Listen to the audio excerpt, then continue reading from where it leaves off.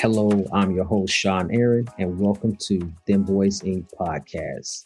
This show is a platform where trans men of color voices can be amplified as we share our transitional stories and many other issues that are relatable to trans men of color and our existence. This show is not only to amplify our voices, but to raise awareness and conversation around our lived experiences. Welcome to Dem Bois Podcast. I'm your host, Sean Aaron, he, him, his. And today's episode, I'm going to be answering a question that I received from someone via DM and IG. So this question, there's actually two of them.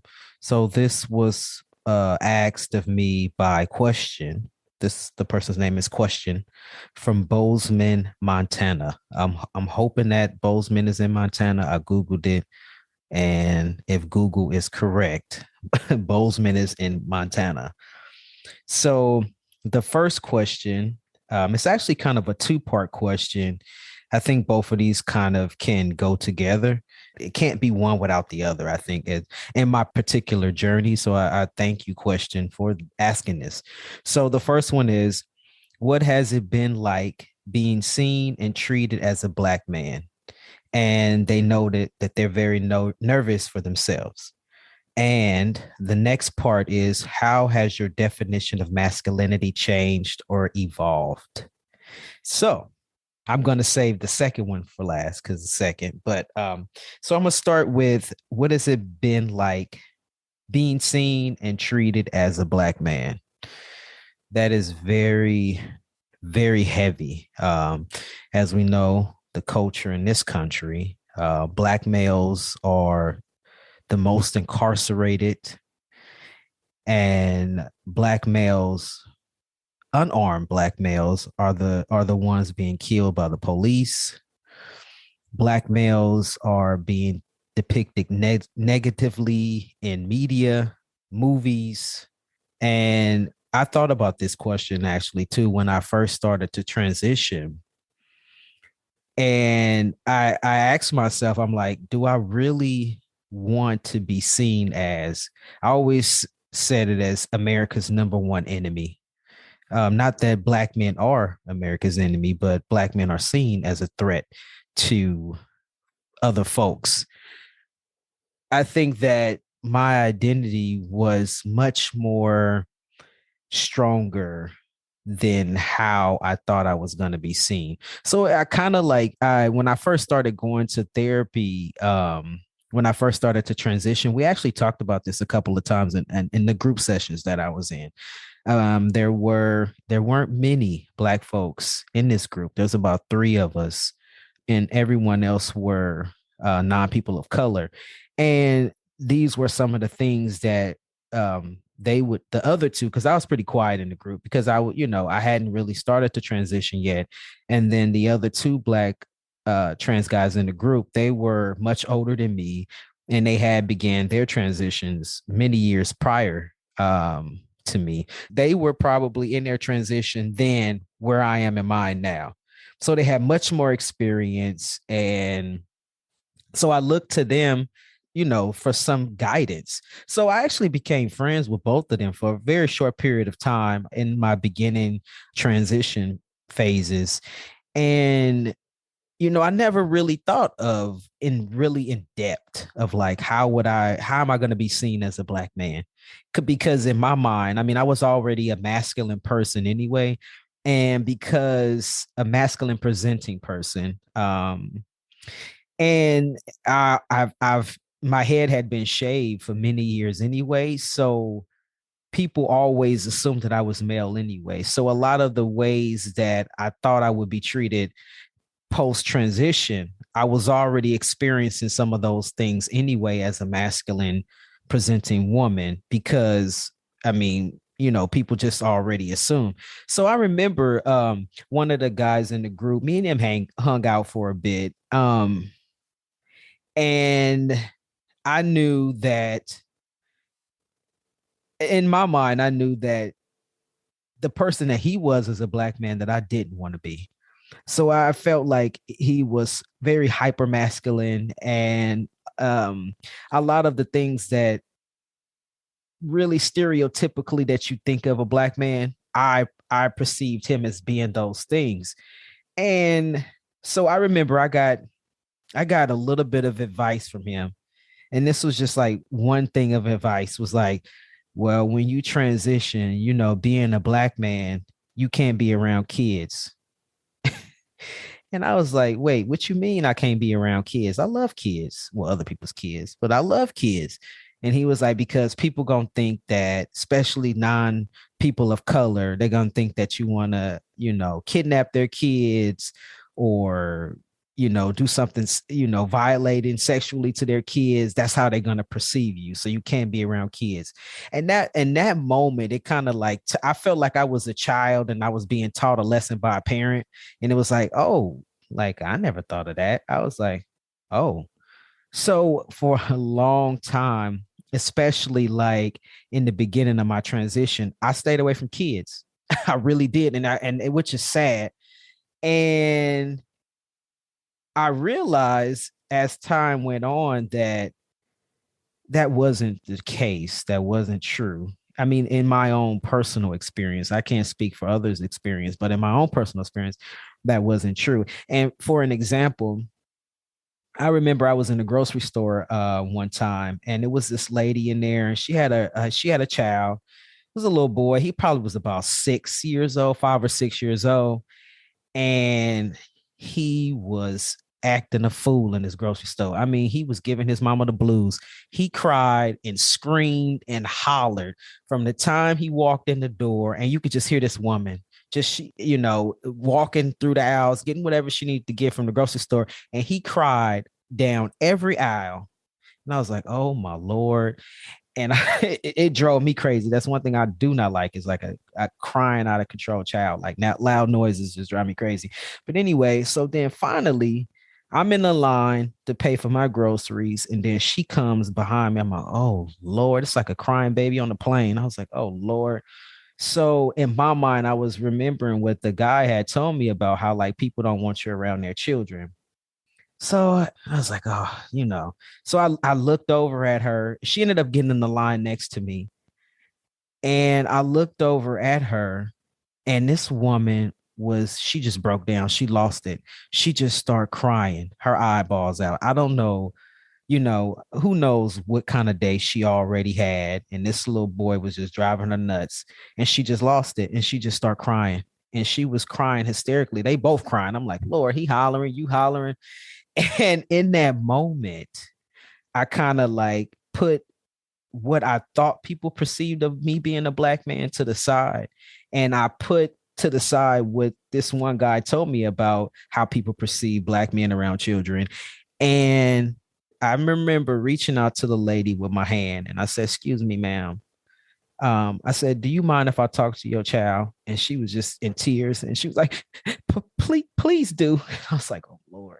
So anyway, I remember I stepped out of line. He was just hollering and sobbing and crying and screaming. He was doing all kind of stuff.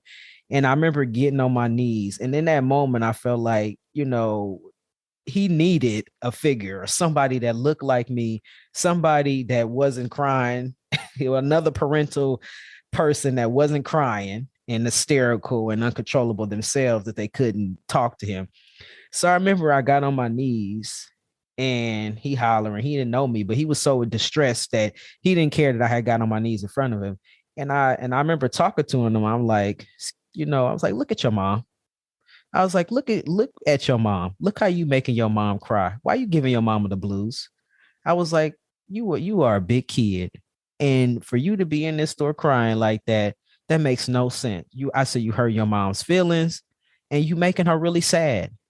And I remember in that moment, he stopped crying, and he was taking in what I was saying. He was crying. He was doing it like that slow, that kind of, he like getting it together, but he had stopped screaming, and he looked at me, and he looked at his mom, and he stopped crying, and then she stopped crying, and she looked at me like, oh Lord, like I was a godsend.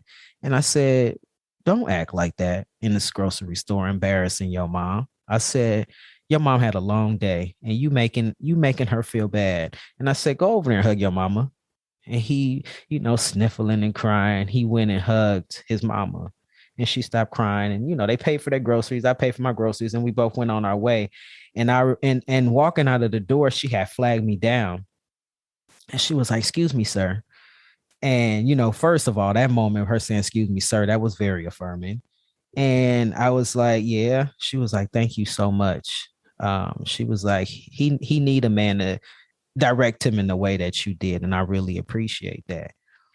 And for me, in that moment, I was like, wow. So being a Black man around children is nothing like this guy had described to me at all. And in that moment, I think like my mind shifted of what I thought that the world perceived me and how I actually wanted to walk in the world as a Black man. I know when I was growing up, I have two uncles, and one of my uncles I hung around a lot. His son, which is my first cousin, we hung out a lot. So I think my uncle, he would take us together. My uncle was like, he dated a lot of women. So that's what I saw as what being a Black man was about. It's like, having multiple women and being, that type of, I don't know what you call it. Like, I don't know. I don't want to say gigolo, but like that's an old kind of word. But and to me, that's like what being a Black man was all about. But then I had another uncle who was like kind of the opposite.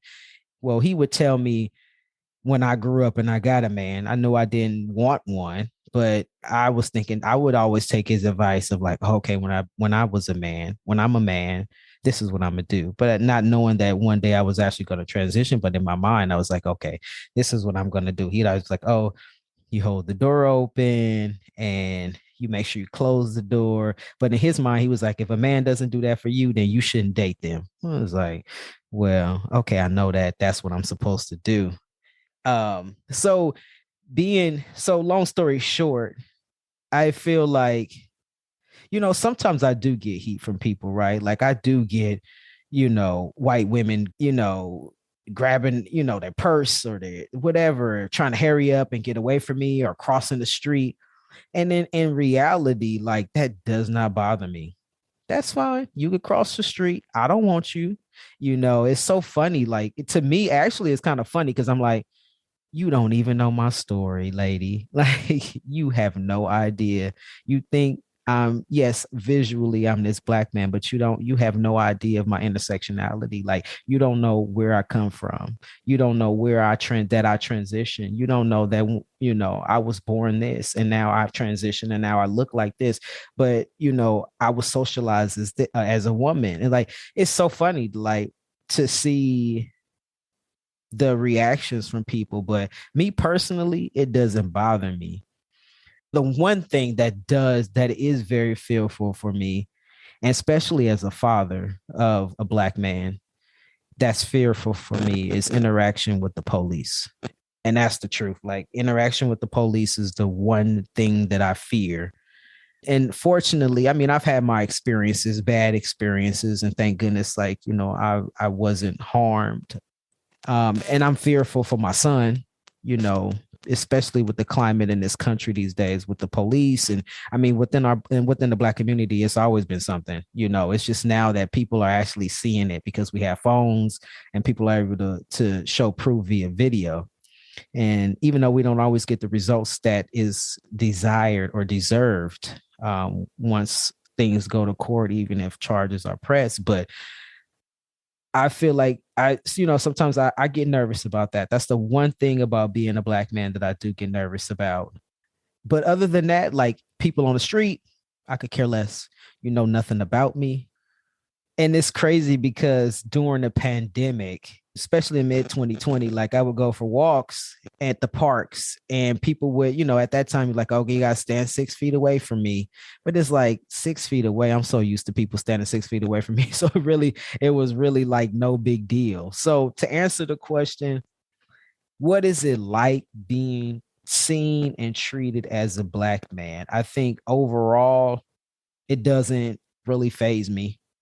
I walk in the world, with the confidence that I'm me, and I could care less what somebody else say or how else somebody view me. I know one thing that my therapist told me not too long ago was it is not my responsibility because let me back up a bit. So I was telling my therapist, as I live in a building, an apartment building, and it's a lot of macroaggressions going on with the neighbors. And I was actually it's a new building where I live, and I was actually the first person to move in this building. And then all the other people start coming in, all the non people of color. And for a while, I was the only black person, and so people would see me in the lobby, and they would freeze, like, "What is this black man doing here?" Or like, "Oh my God, I don't want this black man going into the elevator with me." And I remember for one, it had hurt my feelings, right? And so it hurt my feelings because I'm like, I'm the nicest person. I would be the person that will save your life if something happened to you, you know. Um, but you running from me, it's crazy. So I remember talking about it in therapy, and one of the things that my therapist told me was, it is not my responsibility to monitor somebody else's macroaggressions. It's not. That's their own internalized shit that they need to work through, and that's not my problem. And so even with that, I was like, you know what, you're absolutely right. And so I just continue to move and shift in ways, and I'm pretty much, I'm unbothered. I could care less how you look at me. I could care less how you feel about me as a black man. That's your problem and not mine. I'm just over here existing and living my best life. So to question from Bozeman, I want to say, don't be nervous. You have to step into your truth and be who you are and be authentic without the stress and the worry about how other people gonna view you. Because at the end of the day, the only person that you have to live with is yourself. And you go with yourself everywhere that you go. And it's like, even if you alone, you're gonna be who you are. So it's most important to just be authentic and be you and forget what everybody else see, and because the reality of it is, it's hard. It's hard in this country for a black man. It is. It's hard. But you can't allow yourself to let those thoughts block you from being happy within yourself, being authentically you and moving around in the world in the way that you want to be and how you want to live and how you want to show up.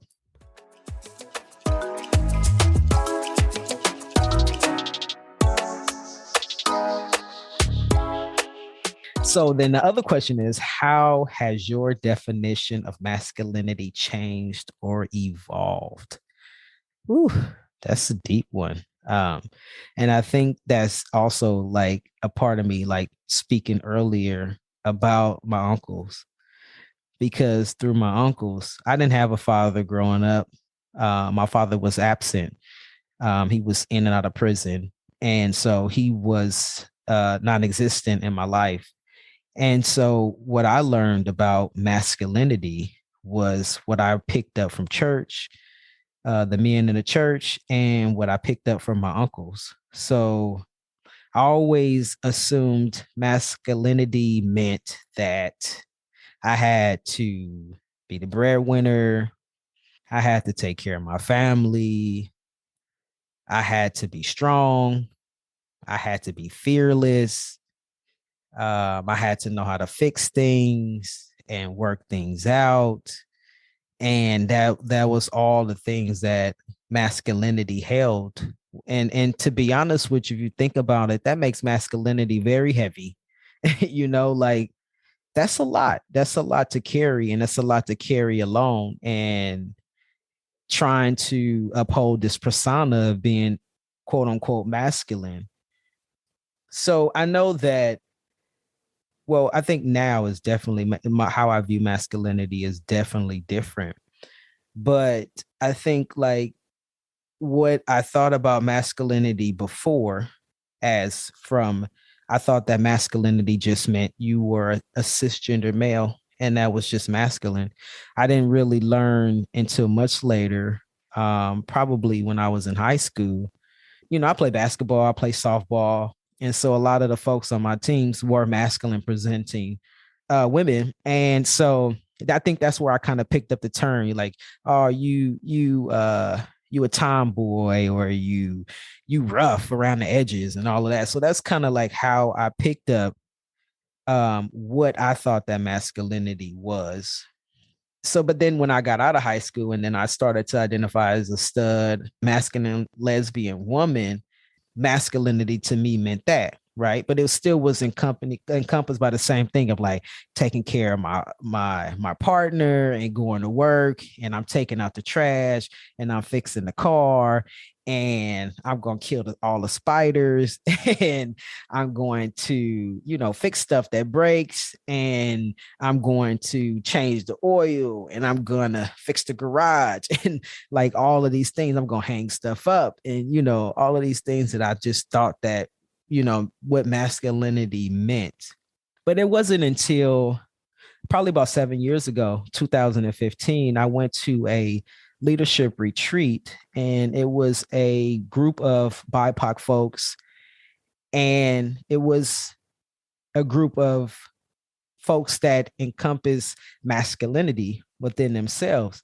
But I remember when I got there, because from what I know, I've always was told like, even in the lesbian community, like studs do this, studs do that. They don't do this, they don't do that. And I think it was like always just trying to it was almost like a hyper masculinity, right? Of like things we couldn't do, and like you couldn't be touched, or you can't let nobody, you got to be the giver, not the receiver, like all these different things. And it wasn't until I went to this leadership retreat that I realized that everything that I thought masculinity was false, and that there were different levels of masculinity, right? There could be someone, you can be masculine but be feminine at the same time. It's like these different things that I had never seen before from the groups of folks that I had and was in contact with.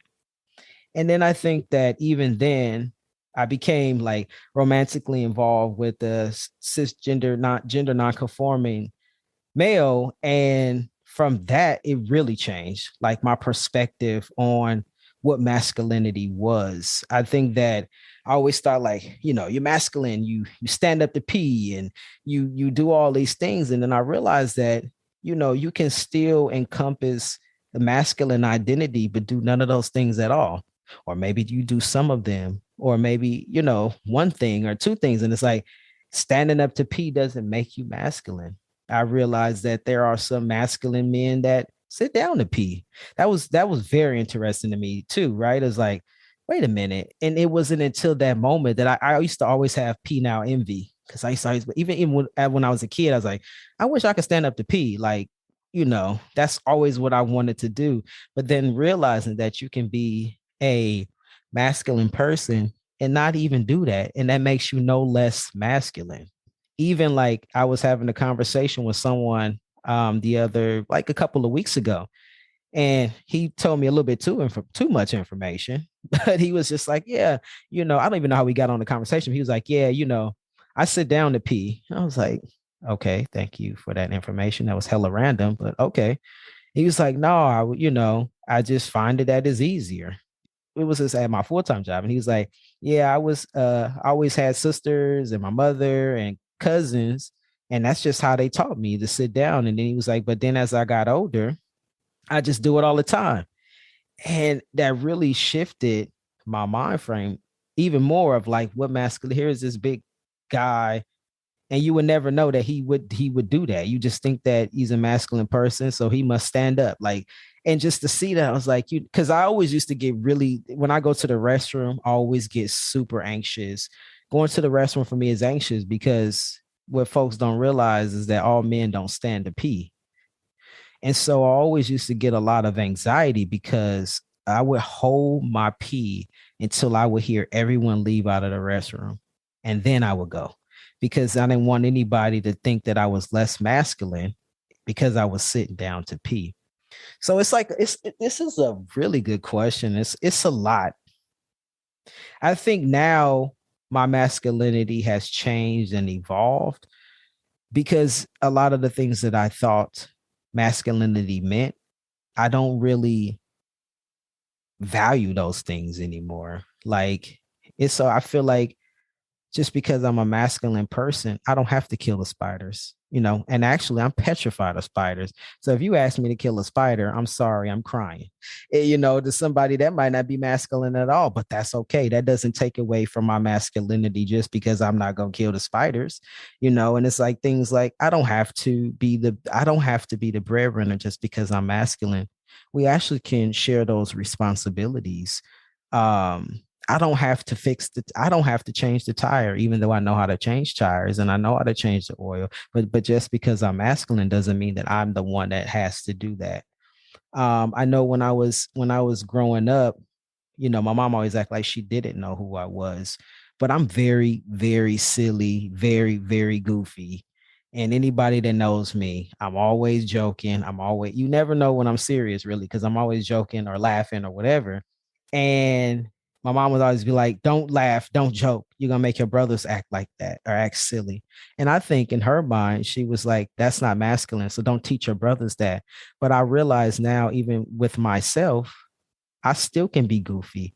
I'm relearning how to incorporate that goofiness into my life, even though that I'm this masculine presenting person. And I think that masculinity is whatever you make of it. Like, you can still be who you are. You can still embrace masculinity. You can still embrace femininity within masculinity, and it can be all right. I think it's just like whoever you are, be you.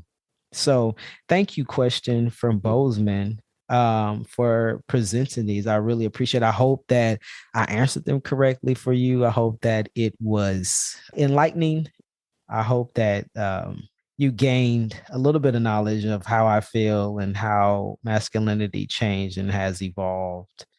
So remember, if you have a question you would like me to answer, you could send your request to hello@dembois.org. That's HELLO @dembois.org. Or you can actually go on Instagram and DM me at Dem Bois Inc. And I would love to get some questions. You may hear the questions answered from me or a future guest on the show. Once again, question from Bozeman. Thank you for that awesome 2-part thing on masculinity and being seen as a Black man. Till next time, take care.